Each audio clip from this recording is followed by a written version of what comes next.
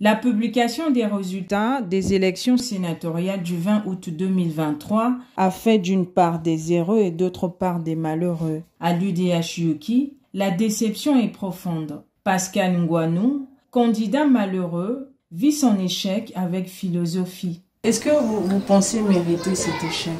Je suis mal placé pour répondre à cette question. Vous prendrez soin de la poser à ceux qui ont organisé les élections.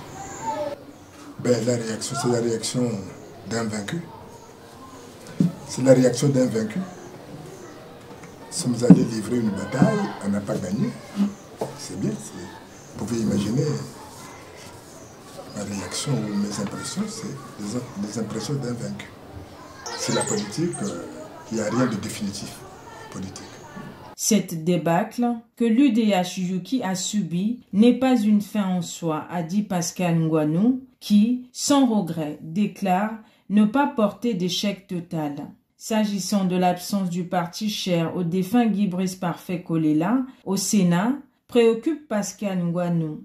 Nous constatons tout simplement que ce n'est pas une bonne chose, parce qu'un parti comme l'UDH-UKI, qui est aujourd'hui la deuxième force politique du pays, ne soit pas représenté au Sénat, ce n'est pas une bonne chose. C'est une tribune de moins. Ce n'est pas une bonne chose, et pour le parti, et pour le pays. Ça ne s'explique pas. Qu'on nous associe. Parce que nous avons voulu être au Sénat, comme nous sommes à l'Assemblée, c'est pour participer à l'édification du pays, parce qu'après tout, le Congo appartient à nous tous. On ne peut pas rester là regarder les gens travailler sans participer. Pour quelle raison?